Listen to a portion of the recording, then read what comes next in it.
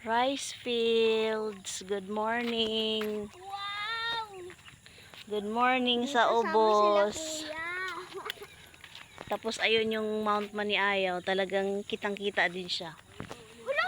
Merong pig! Saan? Hindi yan pig. Karabaw yun. Ay. Karabaw yun. Hindi yun pig. Okay. Go, go.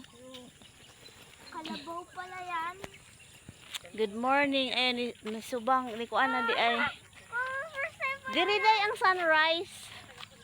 First No. time pala ako nakakita Baby. ng kalabaw. Oh, first time makita ng karabaw.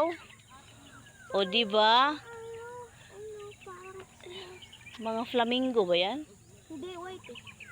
Ah, okay. Baka alamin natin kung anong tawag doon. Parang birds, migratory bird siya. Yung mga bird na galing sa ano, See? galing sa ibang bansa.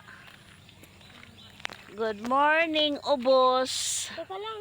Ilalak ko lang chairs ko. Kasi baka mahulog ko sa putik. Ubos tawag namin sa aming ano, sa aming palayan. Kasi, kaya tinatawag naming ubos kasi lower part. Dahil yung lugar talaga namin is, ayun nga, bulubundukin, paakyat doon. So, pag bumaba kami dito, tawag namin ubos. Ayun, nagmamadali na yung papa ko at kapatid ko.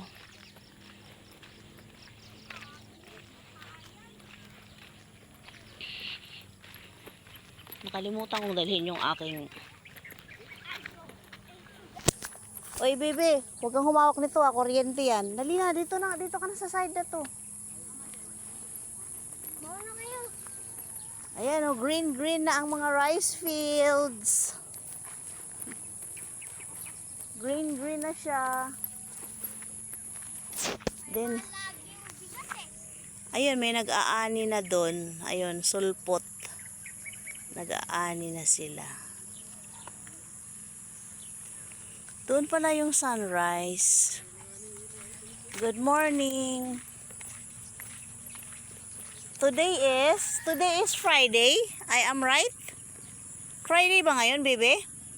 Bebe, tabi ka, may sasakyan.